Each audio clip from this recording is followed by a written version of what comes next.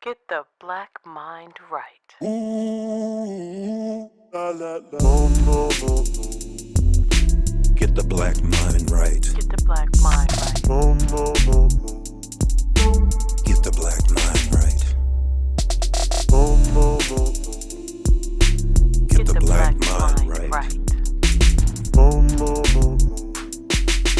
Get the black mind right. Hey, hey, hey. With your host, Larry Syid Wright. What's going on, everybody? This is your main man, Brother Syed, and you know the name of the show, Get the Black Mind Right. And we're here with my main man, Jeff Ware. I'm a longtime friend. First person I met when I moved here. One of the first people that I met when I moved here, and we've been cool ever since. He's an educator. Real deep, brother. So we're going to just get right into the conversation. But first, let me introduce myself, and then we're going to take it from there. All right, I'm Jeff Ware. Good evening. Hope all is well with everyone, and I'm ready to get started. Okay, so and so the first question is, Reality versus virtual reality. yeah, reality versus. So I got a list of things here we're gonna go over. So just follow us. So we got reality versus virtual reality, and I'm gonna give my little take on this. Then I'm gonna let Jeff step in. So when I read this reality versus virtual reality, it's going from living in the real world to a world that's acceptable to you, that works for you. And is that good, or is it bad, or? Well, personally, I call it the third dimension because a lot of the young people, especially, they spend 9-10 hours a day on social media and other platforms, also playing video games, and none of that is reality.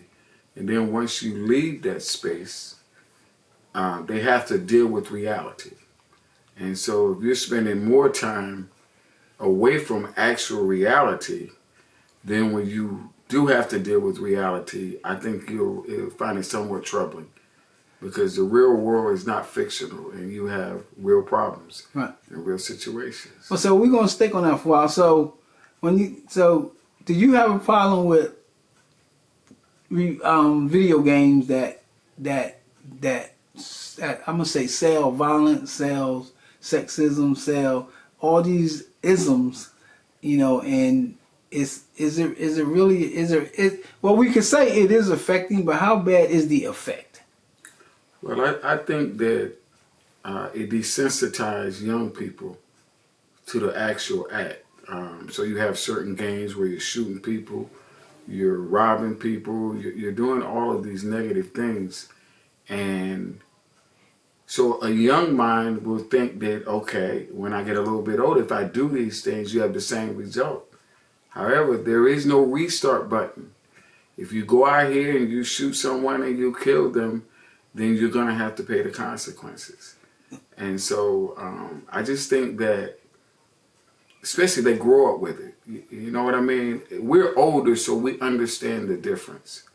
But when you're dealing with youth, if they've been dealing with something, doing something rather, since they were an adolescent, when they get older, how can you really tell the difference? Like, you know what I'm saying? You're desensitized to the violence because when I do this here, then there are no consequences. Right. What's the game, what is it, Call of Duty or Call of something like Duty, that, yeah. where you have the person within your scope. Right. And then you even think about it. So in that game, you call the person the ops. And so what do the young people and the gang people refer to their, they refer to the other people, the other gangs or what have you, as the ops. So it is actually transcended into real life. Right.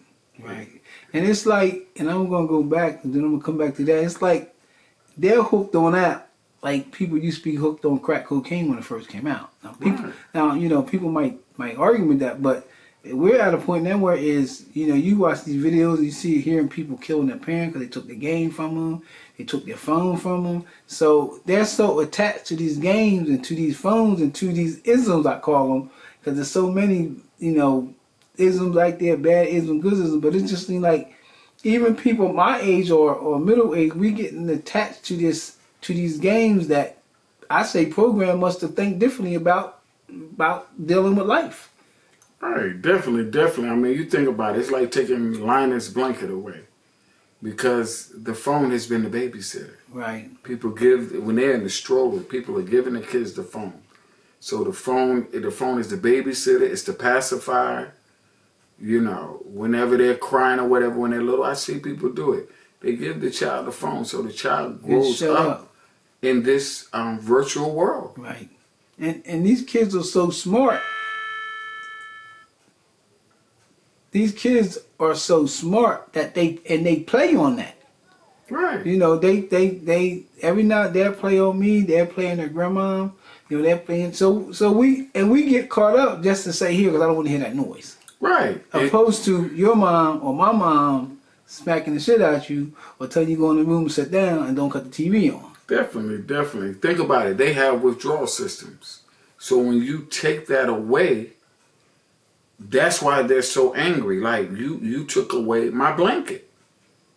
You know what I mean? You took away my comfort. This has always been a comforter to me. And so you have to be mindful of that. When they're young, not too much of it, you know. You're going from the video games and then people are going to the phone. Right. So you're spending the majority of your day in a world that really is not the real world. I know when I go to different stores or what have you have the person at the cash register. You can't even perform your job without looking at the phone. I've come to the register and I'm like, excuse me. One minute. And I'm like, are you for real? Yeah. You know, it's so addictive. They're driving down the street.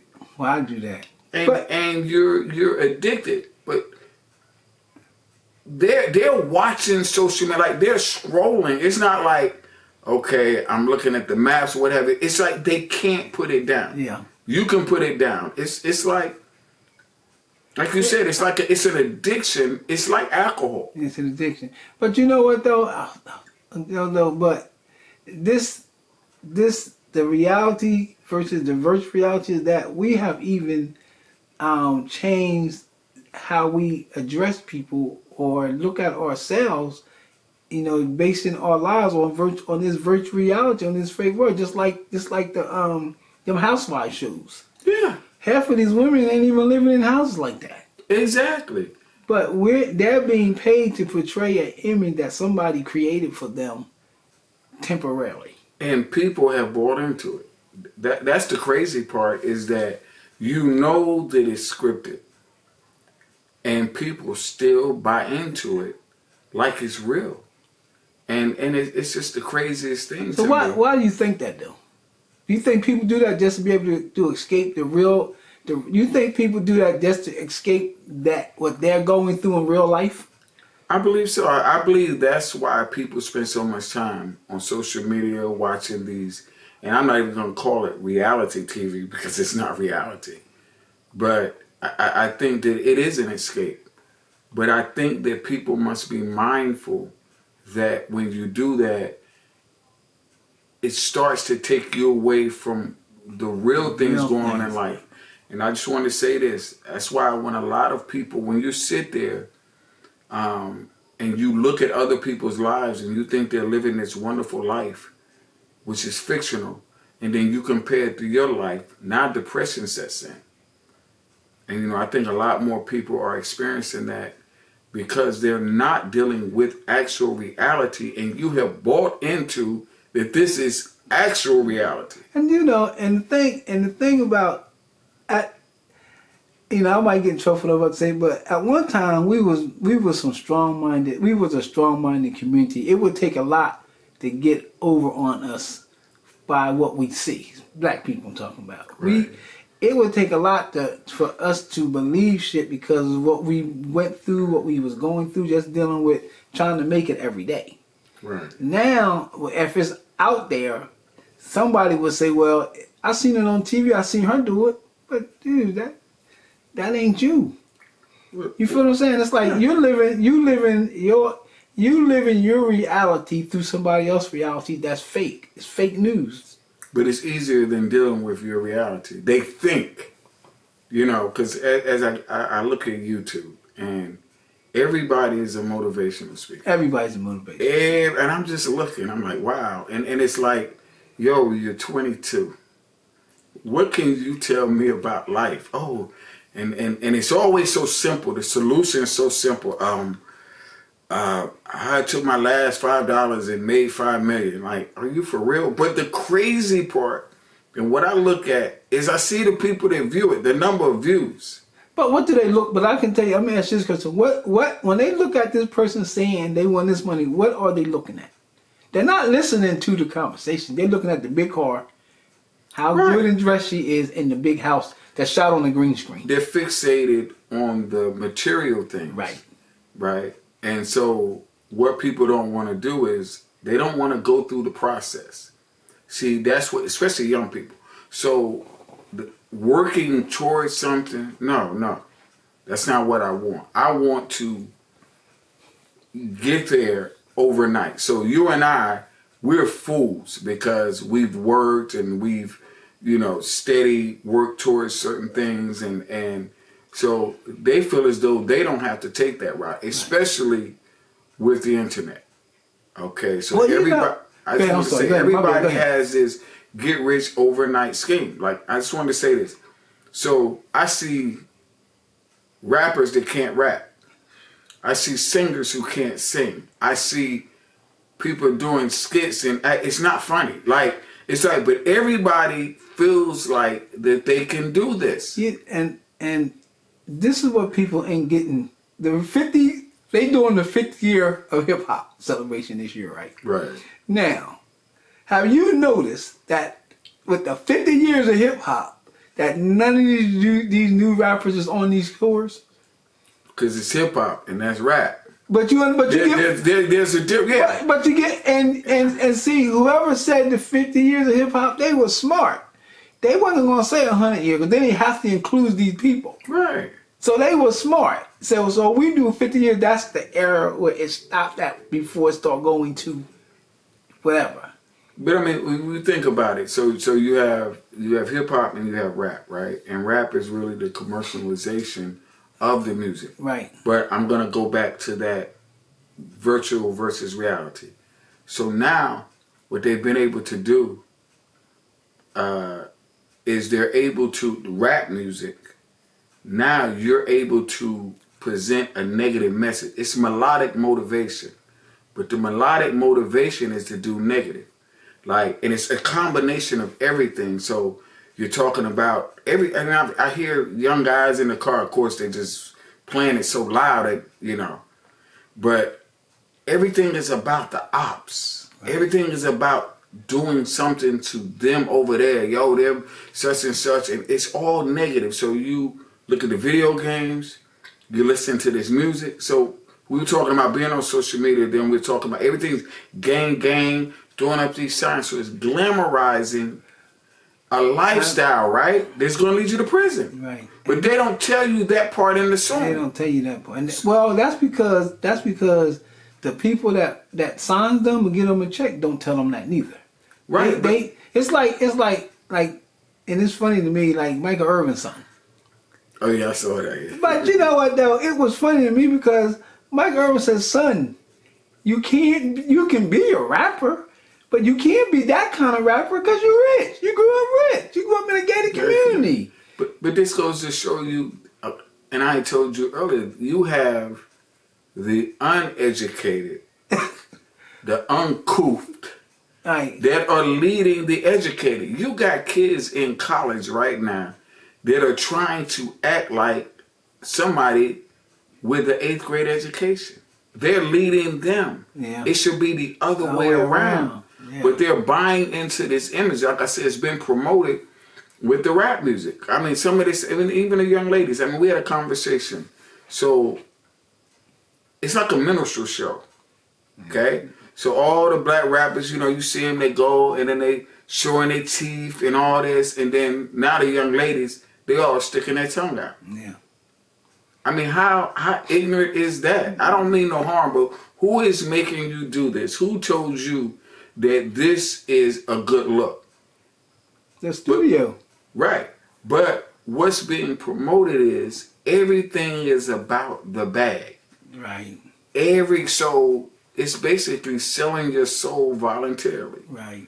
You know, I will do anything for the bag. Yeah. And so what you want me to hold my teeth? What you want me to do? Do the sambo? I'm like, Right. I'm for real. This is what's being done. It's like Megan 3,000. Wasn't it Megan 3,000? Yeah. Megan 3,000 and the other chick. Make the stallion. Megan 3,000. And what's the other girl? Cardi B. Right. Now I like for some reason I like them girls, but this is my thing. You go out there, you do all this, and you got a kid, and you say you don't let your kids watch your stuff, but they're going to watch it eventually. But then you do humanitarian stuff. So when you do this humanitarian stuff, why is that overshadowing? Or I'm just trying to understand how. And I guess being a rapper, that's part of their job. Right. But then you go out and do this humanitarian stuff and tell people don't do this and don't do that and go to school, don't do drugs. But then next week they see a video with your big ass. Well, okay. You understand what I'm saying? That's what I'm saying. You're leading all That these is people. mixed message? It's the same mixed message from New Jack City. So you sell drugs and you poison the whole community. You hear about turkeys on Thanksgiving. Right. To the people that you poison, which is the reason why they don't have no money, which is why But they're you hungry. give them a turkey. But you're gonna feed them one day. It's the same thing. It's like the BET Awards, right?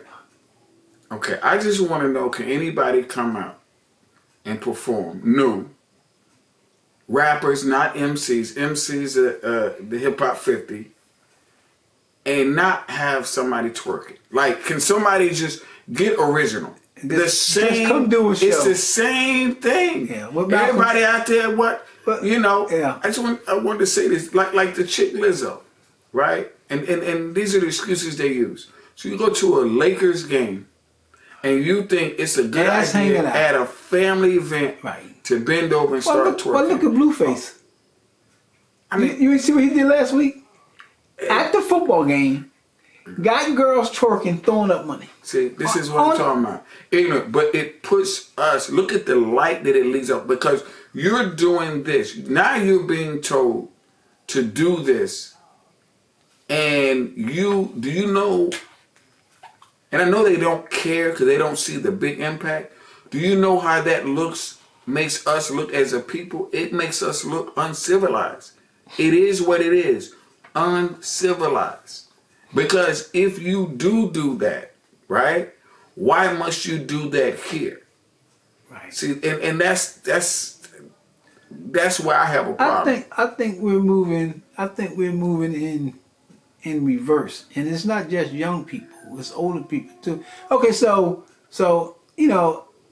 Drake painted his nails black for whatever reason. I mean, that's your thing, but so now everybody want to paint their nails black.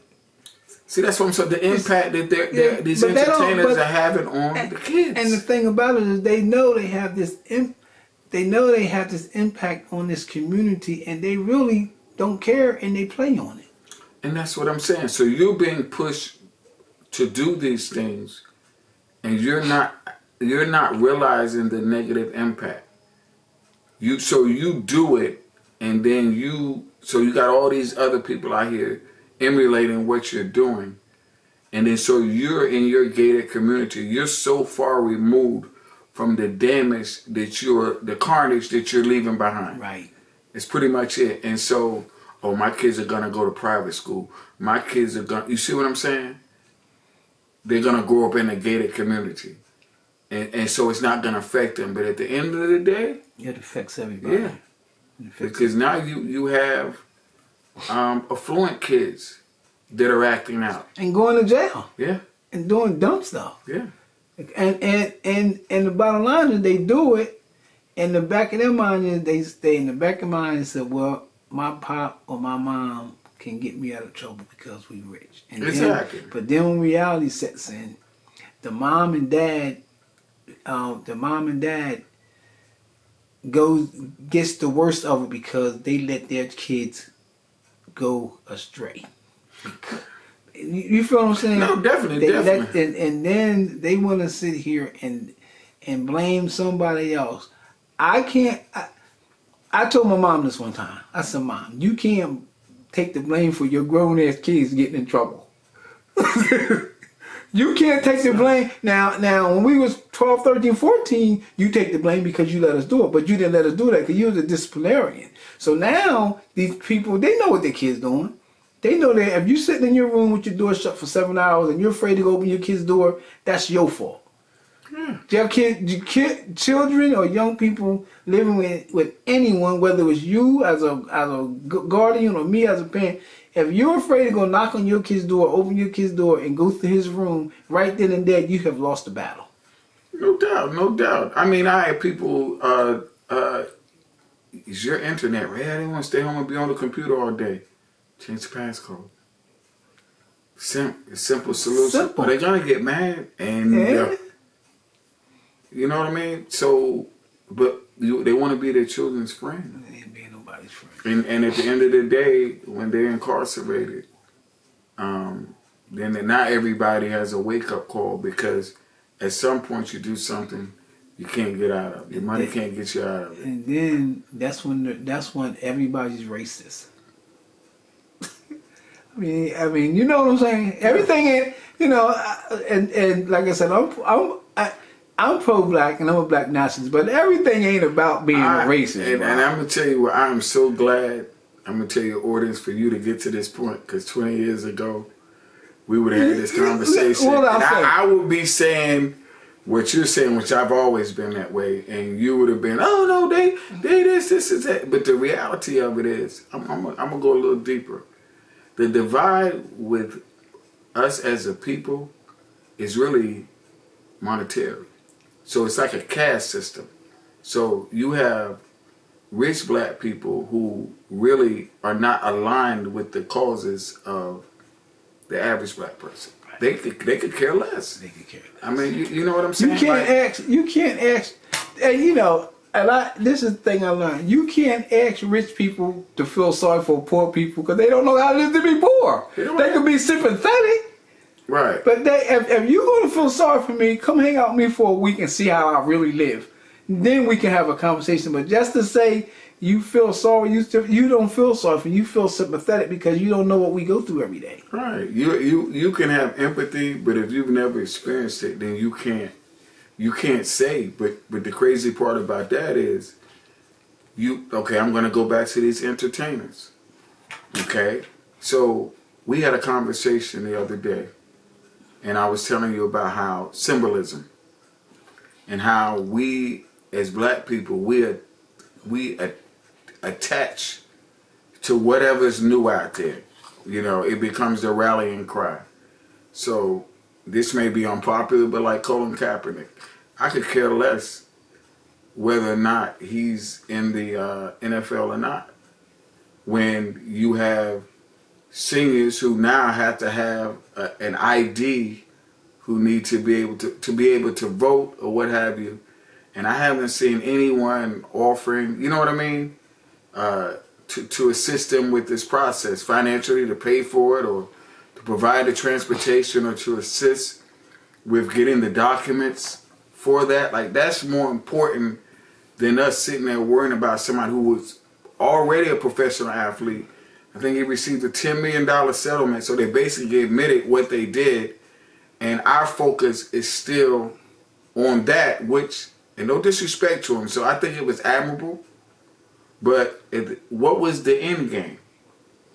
When all police brutality ends, that's not, I mean, I'm just being Malcolm honest. said that. Malcolm said that when you live, goal at this time. Malcolm said when you live in a racist society, abuse.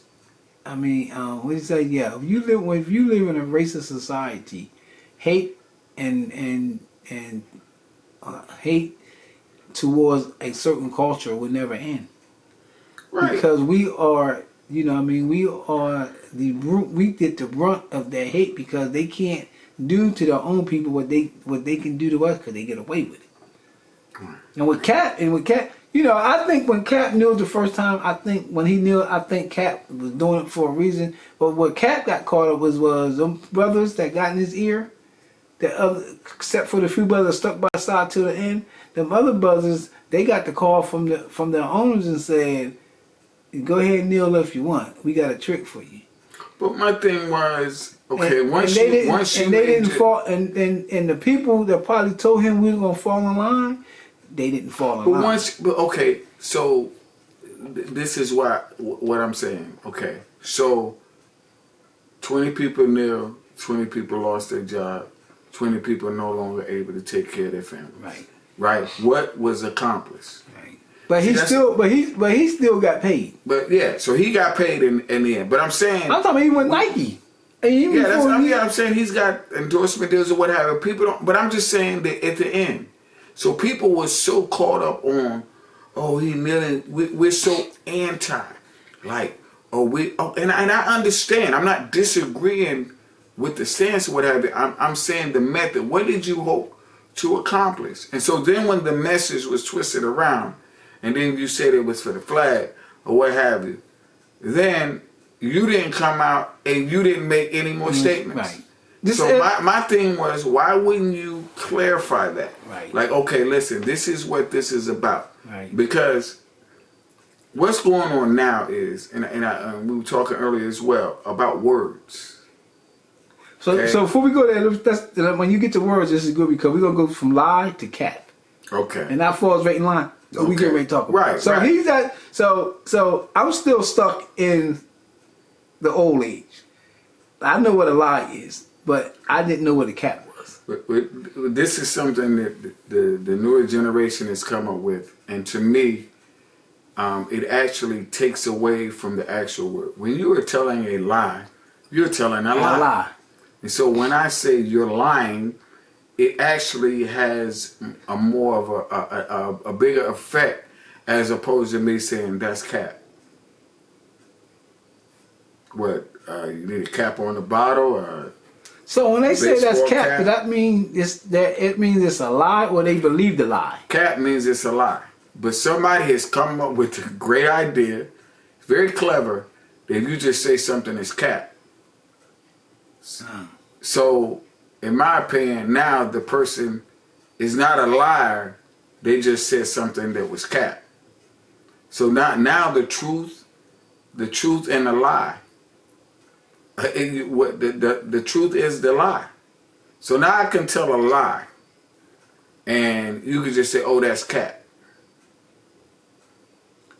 So someone like yourself, if you don't know what that means, you wouldn't know that I was lying. Right. You know what I'm saying? Why would we change a lie? That needs to. And so now you have a whole bunch of people out here, right? Politicians and whomever that are just straight lying. Right. And then I want to just say this. So then they'll say, another way we get away from the lie is, well, I'm speaking my truth. There's the truth, and we talked about, and then there's the lie. The lie, right? And we talked about before we started the show is like when a person is speaking their truth, that means you believe that yourself. And I don't have a problem with that. But if your truth is a lie and everybody knows it's a lie, that's you believe in that truth because you, in all reality, that's your way of saying I am comfortable with this lie. Right. Exactly. That's where we are now as a society. People will say, well, I'm speaking. That's why the words are so powerful. This is my truth. Well, how do we get to this point where is people like, and we said it shows the truth is the lie. Yeah. This conversation called the truth is the lie. How do we get to this point in our life where is we accept lying and we will die for that lie and we know it's a lie? Social media. Because this is where you start hearing people talk. And, well, I'm just speaking my truth, and you have all these testimonies and all of this, and people relate to that. Yeah, I'm just speaking my truth. And everybody told you were lying. You're lying. And then when somebody comes on, that all these motivational speakers or what have you, and everybody now is able to, I'm going to equate it to something. This might be controversial, but it's just like you have some ministers or what have you. They're not gonna tell you anything negative. Everything is about just the positive in the world, and I mean that's cool. That's cool, but you're not telling the full story. You know, I went to when I was coming up, and Lord, don't strike me for this. My church was the most damnation church I ever been to in my life coming up. If they preached about damnation, you're going to hell. Da, da, da, da. I said, but now, and as I got older, you know, and you know, and when people are devout to whatever they devout to, you can't make them change their way of thinking. Right. Because that's what they devout to. I don't care if it's religion, I don't care if it's whatever it is. But I was just, you know, I got to the point where I was asked my mom. There was one time I asked the preacher, and my mom beat me for. I said, if God is a loving God, why are we preaching about damnation every day? Well, people, it's funny. You feel me? Yeah, so when we were younger, it was way over there. Yeah, you got to find the middle ground. Now it's way over here. Because now people are just coming and they're telling everything to make them feel good. It's a motivational speaker. People are just, now we're at the point where people realize you can be telling a lie, but if you tell people what they want to hear, They gonna believe it. they're going to believe it because they want to believe it.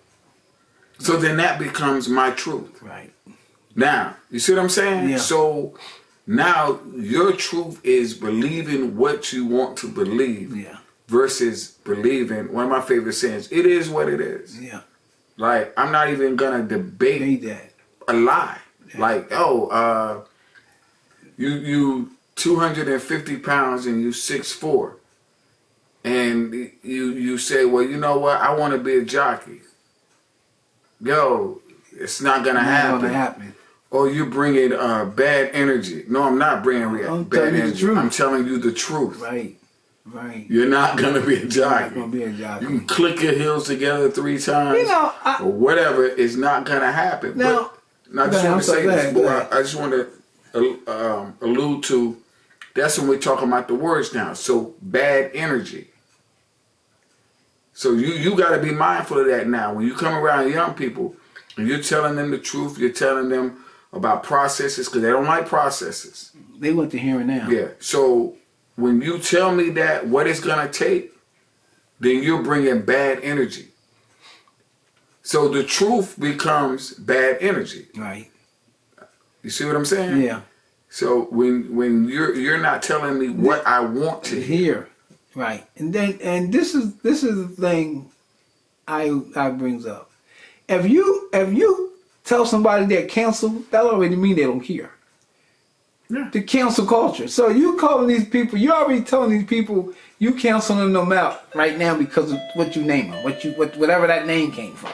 Right. So now you keep saying you're the cancel culture. So their whole attitude is, since we're the cancel culture, why should we care about what's going to happen to us in the end? Because y'all already telling us that we have no future. But like you said, a word. You're going to those words, man. So that's why we have cancel culture. We have, and it's being motivated. So what happens? You know, I'm not on social media like that. I don't do the Twitter, X, or whatever. I don't do that. Well, see, I get on. This is the thing about what I do with no, I understand. People. One thing I learned about what I do. One thing I learned just a long time ago. And the guy said, Syid, tell me why you at the beach right now. I said, why you know I'm at the beach? He said, because you put this shit on social media. That's what I'm talking about. So if somebody want to break in your house is empty. So what I do with my social media, if I take pictures, I already know I'm home or in the neighborhood. But when I do my shows based on business. I don't tell nobody if I'm fucking going to, excuse me. I don't tell nobody if I'm going out here and smack somebody, or if I'm going to the restaurant, they don't need to know that. Right. Especially if I'm out of town.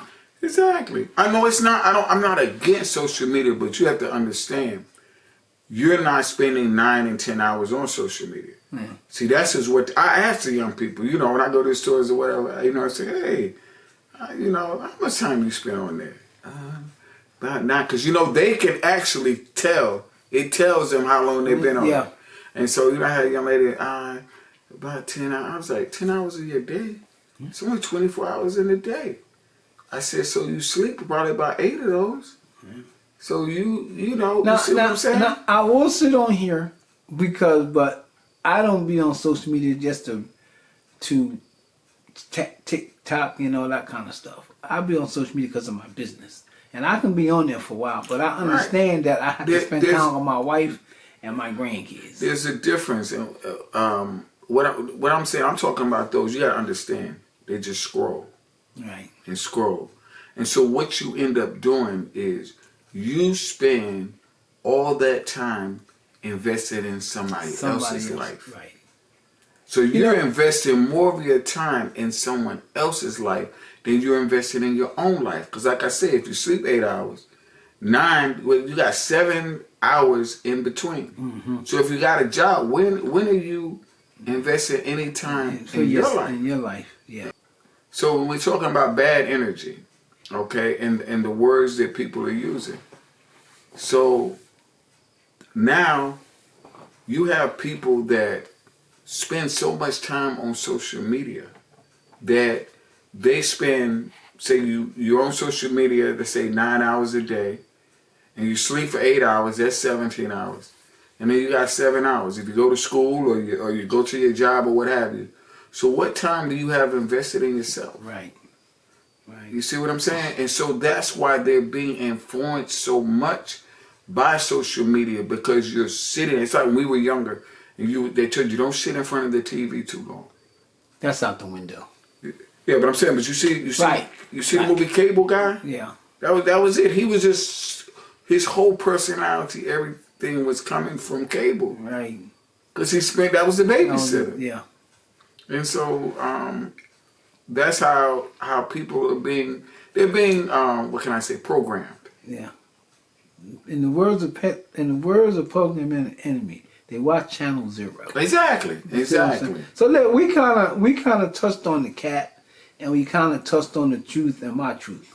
I think we just kind of touched on both of them. Exactly. So we're gonna move on to what's this? Processes and bad energy. So before you get to the process of bad energy, I want to say this. When you say process, you mean going through a process? Yes, what it takes. Like, it's not gonna come overnight. Okay, so and I'm gonna let you chime in on this. I tell my son, and I tell people, and I had to learn this myself. No matter what you do, if you don't structure, if you don't put structure in your life during the process, you're never gonna get to where you need to be, and that, I think that's part of creating the bad energy falls with me as an individual. Right. You see what I'm saying? Right. Definitely. So even when I was on drugs, I was giving off all this bad energy, and it wasn't the bad energy falls with my conversation. It was my bad energy come from how I was acting and treating people and treating myself. Right. But I think the bad energy today with these young people is that, and you touched on that earlier, that they don't care about bad energy. They just want to live the life they live and keep it moving, whether it's harmful or not harmful. Well, I'm going back to the words again. So a couple of years ago, the big thing was YOLO. You only live once. Oh, what's it called? YOLO. YOLO? YOLO. Yeah, you only live once. So that would be the thing that young people would be saying. And so they bought into that. And so, like guys in the streets, they feel like, yo, it's OJ lyric. I'd rather live enormous than live dormant, however brief. And that was a really, really deep lyric, because I'm willing to sacrifice my freedom to get out of poverty, even if it's only for a short period. Right. Now, who was the rapper said everybody want to be a gangster, but nobody wants to die? Was that Guru? I don't know, either him or Scarface. I think it was Scarface. Everybody want to be a gangster, but nobody wants to die. Yeah. So that's so that's what I'm saying. Like right now, you have these young guys. A case in point. They will go out and commit a crime, right? So you're going out and you're breaking into cars. Okay. How does you breaking in cars become a murder? Right. You see what I'm saying? Right. So whatever you're into, you look at it and you say, okay, when I do this, I'm facing this. I'm not trying to tell anybody how to be a criminal, but this is the way you should do it. Do it. When I do this, how much time am I facing? Right. And that's how they think. Right. So, but now they don't do that. That's the way the older criminals start. Okay, if I'm gonna rob this bank, then I'm probably gonna, if I get caught, I'm gonna get 10 years. Right. I'm willing to accept that. Okay. What they do now is you're going out and you're breaking into cars. So why do you have a gun? Yeah. So then it happened in Atlanta. Somebody broke in somebody's car. Somebody came out, and now you shot somebody and you killed them. So now you got a murder charge. Now, if all you got out of the car was a jacket, that means you're going to jail. You went from a misdemeanor. From a misdemeanor, right. To a felon. And this is what these young kids are finding themselves in, the situations. Because they just listen to the music, Right. and then I'm going to act, not realizing, like, listen, you can't be a drug dealer, a stick-up kid, a car thief, or whatever. And I have a friend whose son, just all over the place. It's kind of like, listen, and I've known him since he was a little kid, and it's just sad because I really wanted to say, listen, son, if you're gonna be in the streets like that, you have to master a craft. Master something. You can't do it all. Can't do it all. That's not what you do. Yeah. You don't sell drugs and be a stick-up kid. Right. If you're a stick-up kid, then they pretty much rob the drug dealers. Right. You know, that's what they do. It goes, you know, you don't do both. Yeah. So to me, once again, they're just lost. Well, I haven't given up on the youth, but I'm just saying, I worked with the youth for many, many years. You remember me? Yeah. Group homes. I've worked with adjudicated youth. But I've just seen an influx of things controlling them. You see what I'm saying? I told you the music is melodic motivation to do negative. You see what I'm saying? And so the game's negative. You know, I was listening to, I'm trying to think the rappers. They was talking about the same thing. The guys, they sits in the barbershop. I can't name the show. Oh, Math Hoffa. I like that show. Now, I'm trying to think, the one guy is a young dude, got a lot of energy, and I cannot think, but this young guy got a lot of energy. He talk about real positive stuff. You see what I'm saying? But, you know, even these cats is like, we can't get through to these brothers and sisters. The sister, he said, and it's not like we're sitting here trying to tell them how to do what they do. We're sitting here trying to explain to them why they're being set up to do it. But think about it. I'm going to go back. They're not in reality. You're in reality. They're in virtual reality. Right. And so you have to drag them out of the virtual. It's like they kind of gotta go cold turkey. Yeah. I mean, gonna do that. You're not gonna do that. I mean, you got guys now that you're in jail because you filmed yourself committing crimes. And then you're talking about stop snitching. You snitched on yourself. And like I said, I think we talked about that the day when, what's the guy name? The little dude everybody hate. Little small guy. Oh, Charlton White. Charlton White told Charlton White would have this young rapper on there. Found him famous for them. I mean, he was famous. Charlton White said, if your grandmother seen somebody breaking in the neighbor's door, would she call? He said, my grandmother's not a snitch. He said, but son, that's not snitching. He said, that's snitching. He said, well, I'll tell you what. I bet you $5,000 right now that if you call your grandma and ask her if she seen somebody breaking in her neighbor's house, would she call the police? He said she ain't gonna do it. He said, okay. No, he called her. No, I'm saying I know she would. Go ahead, but he called her. He called her on the phone and said, Grandma, if you see somebody breaking in such and such house, would you call the police? She said, yeah, I would. He hung up. He said, son, and Charles Wright said, son, that's not snitching. That's being a neighbor. Snitching is killing somebody or doing something with somebody. You get caught and you tell on them. You're a co-defendant and you get, That's snitching. They don't even know the meaning of it, but that's what I'm saying, how lost they are. You don't even, you're going by a code that you don't even understand the or code. live by. Just like right now, talking about the words. Now, I can't be sir. Why do I gotta be OG? I'm not an original gangster. Well, Well, you know what? Though, hold on. No, Let me speak on that Okay. first. Let me speak on that first. I had this conversation with somebody, a lady, but I schooled her though. I said, Miss, would you rather for somebody to call you auntie or a BIT? I said, this is actually, I said, when we was coming up, we had names for our elders that they didn't really care about. Because on my job, like when I go to places and people see me, they call me either Unc or OG. And they was like, and then they would say, I said, man, I don't get mad about that. I said, because that's your way of disrespecting me. At least you're not trying to pop me in the head or rob me. I mean, I get that, but I'm just but- saying, I say ma'am. When somebody, excuse me, ma'am, excuse me, sir. Yeah, but I'm just saying, but you ain't 19 or 20. But I'm saying, but the young ones, like, OG, why does it, But what's wrong with that though? Because I'm not an original gangster. They know, know what it means. You're an original gangster to them and I had to explain this. We're original gangster to them because we're older than them. But what I'm saying is everything is I understand, but the term OG, it has a real meaning to it. Hold up. So do you like when they say all of our music is old school music? I mean, I have no problem. Well, what's the difference? So here's my thing, okay? So if you go to LA, right? And you call somebody an OG and they're not an OG, you got problems.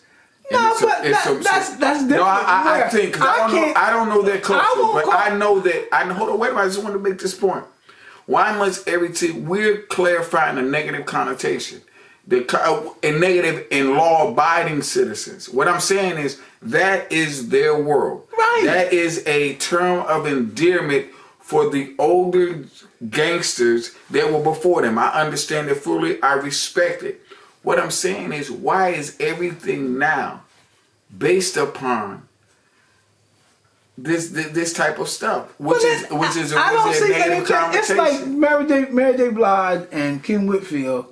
Girl, what's the girl? Yeah, Kim Whit, whatever her name is. Kim, she was playing with the 4 girls. Living Single. What's her name? Kim. You remember Living Single? Yeah, Kim Fields. Kim Fields. Yeah. Kim Fields and Mary J. Blige was talking about that. She said, "Well, why do people call me Auntie? I ain't no Auntie." But the host said, "Yo." He said, "I ain't trying to be smart." He said, why would you get upset with somebody calling you auntie, but you don't get upset when they call your music old school music? He said it's the same thing. I mean, I understand that, but what I'm saying, I never had a problem with the unc and auntie. I had a problem with the OG. What I'm saying, But you're OG to them. I'm an OG to you. We're getting away, but what I'm saying is, everything. What happened to ma'am and sir? But No. Wait a minute. Don't you tell me what they're doing. What But there happened is nothing wrong to ma'am and sir? There is nothing because wrong that was a level of respect. That's the precedent. That's what's been there, and it's a level of respect. I understand what you're saying. We're gonna go in a circle. I'm just telling you that's what we're starting to do. But there's nothing. We're getting away from, just like the N-word, right? So we grew up. We grew up with that. Let me speak on that before you get started. I'll let you go. The N-word is a whole new different conversation. I do not accept black people or white people calling people the N-word. And I said, and you know, when I used to work at the Y, and I told this story before on one of my shows. There was this white guy and a black guy. They were best friends. I coached them for years. So one day, the black guy was talking about, you know, my nigga. I said, "Come here, man." I said, "That's your best friend." He said, "I said, let me ask you a question. If he just was to call out and call you a nigga, what would you do?" He said, "We'll be fighting." I said, "Well, why? You call him nigga every day." I said, "You use the N-word around him every day." I said, "So you can't get mad at somebody that y'all hang together every day." I said, "It's going to feed off onto him that he might say that around a group of cats with you, and y'all both might get beat up." Exactly. You feel what I'm saying? Yeah. So that's all I'm saying is right. So I have a problem with it. I mean, I grew up. Yo, what's up, my nigga? And I knew dudes that did it. But that was between y'all, and that was between y'all. But my thing is, it still had the same negative connotation. It spoke of pain. What I'm saying is, this generation, I would probably say the change happened with the crack. Oh yeah, I'm going to change morals and values went down, and so then you had all day, every day. You had that's why we are where we are now. Well, I got a question for you. It's like this. So it was, you couldn't call me a nigger. So what they would do is say nigga. Right. Like, what that's still the same thing. But why, out of all the words you could use, why would you go to that? And you know what? And I've sat with my boys and I'm from around the way, so you know, it wasn't like I wasn't gonna hear it. I heard it you daily. and your crew sitting there but having that conversation. What I'm saying is, but there's so many other words. That's why I don't curse. You know why I don't curse? Because there's so many other words to use. Exactly. In the English, you know what I'm saying? Like, and so my thing is, we're getting close. It's like we choose the negative, and that's us as a people. We choose the negative, and we try to make the negative right. But what I'm saying is, why are we choosing that path? Why must everything we do be offensive? Because, like you said, though, it's part of society now. It's part of this information age that we're living in has figured out the whole game.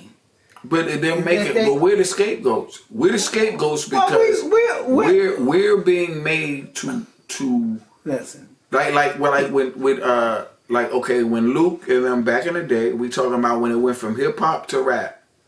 So when Luke brings the strippers on stage, you know, all that, whatever. Okay, then people would say, okay, it's too far, it's too much. So then now they went to court or what have you, and then they got the freedom of speech. Hold on one second, because I have a question for you. So it's like after that, what happened to the FCC? This is what happened, man. What happened to the FCC? Because now, to me, if you want to shut this stuff down, no.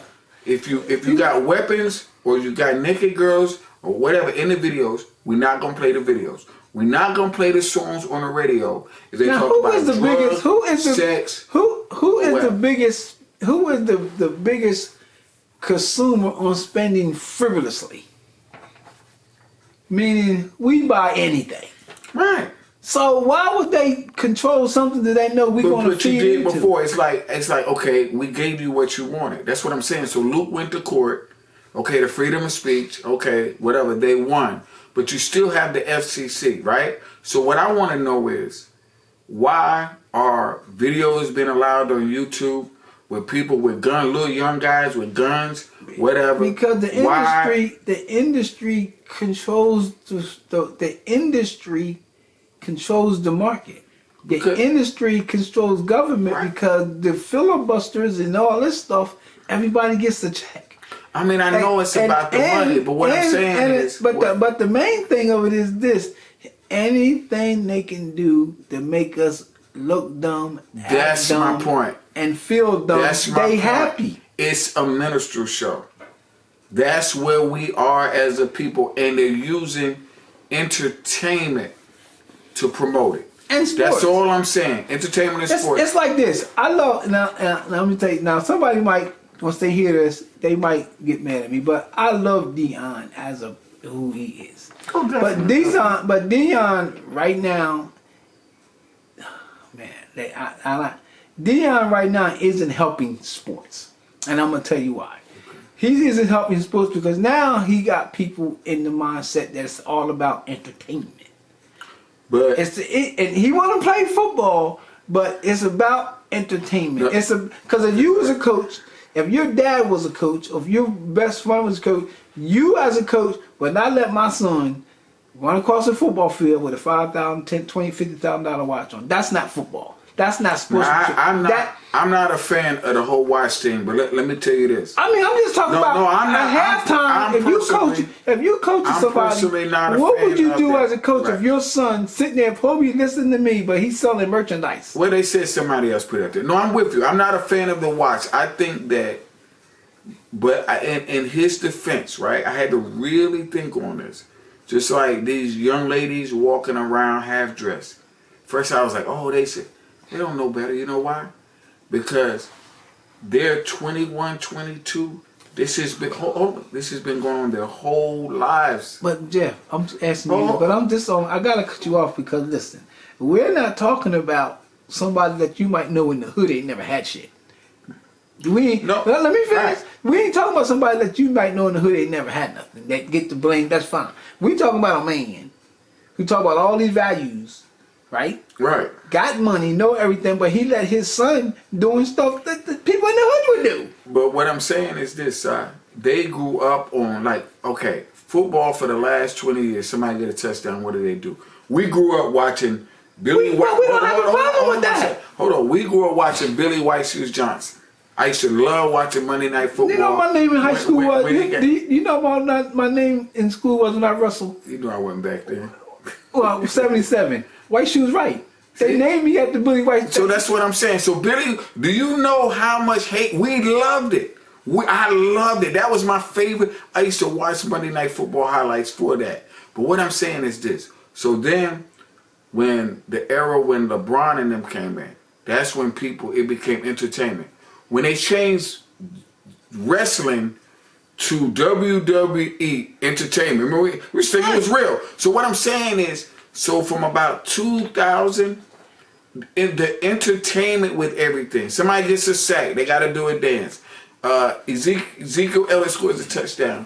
He jumps in the thing. What I'm saying is they grew up with that. So, but that doesn't take away. Cause we got to get close. That doesn't take away from me being a coach and allowing these type of things to go on my team. But he shuts it down when he has to. You have to. He draws a line. There's no phones in the locker room, so that's why you. So what's the difference? So there's no phone in the locker room, but it's like.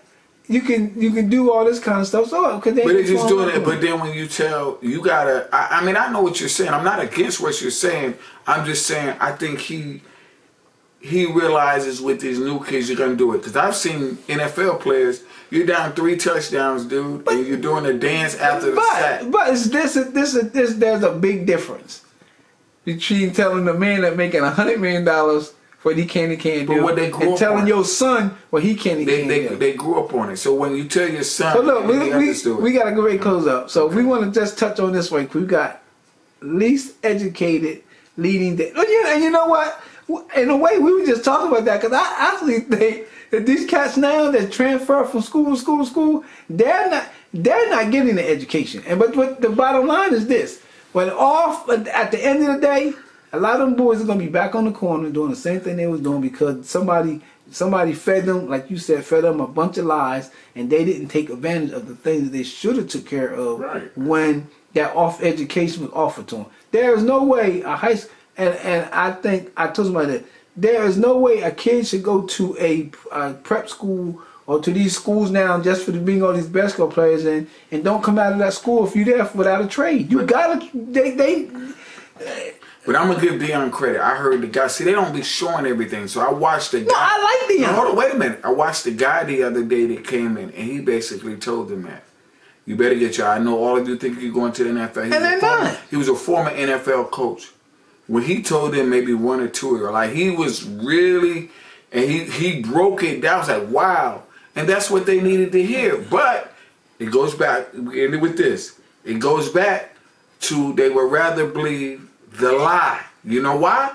Because when I post my stuff on my social media, I got 2 million followers that don't know. They don't know. They follow the so lie. that's where the lie. So listen, we gotta close, and I'm glad I have my man Jeff Ware here. And the name of the show is "The Truth Is the Lie." The truth is the lie. And I think we got we got some things accomplished. I think the conversation was great. I think people gonna really understand why we had this conversation. And if you want to chat in, I'm gonna have my information over. You can reach out to me, and I'll pass the information on to Mr. Ware if you want to pass it back. We'll share it. But I would just want to thank people for listening and tuning in. I want to thank, and you know the name of the show, Get the Black Mind Right. And I want to thank Mr. Ware, Jeff Ware, for being my first guest. And thank you, brother. Oh, no doubt. I appreciate you being here. And give me a closing. We got 1 minute. Give me your closing remarks. I just wanted to say this is just food for thought. For conversations. People can actually have these conversations amongst themselves. But personally, I just feel like we need to start talking about topics that have a lot of substance versus, just a bunch of nonsense. Right. Non-substantive things. So thank you for having me here. I appreciate it. Like I said, we go a long way back. And I always enjoy your perspective on things. And we always come from a different perspective, but at the Well, same time, I'll put meet it in to the you. middle. I'll put it like this to you. 10, 15, 20, 30 years ago when I met him, the conversation wouldn't have been this cordial. But listen, this is main man, Brother Syid. That's my main man over there, Jeff Ware. You know what I close with. Get the black mind right. Peace. Appreciate it. Well, that was good. Yeah, nice.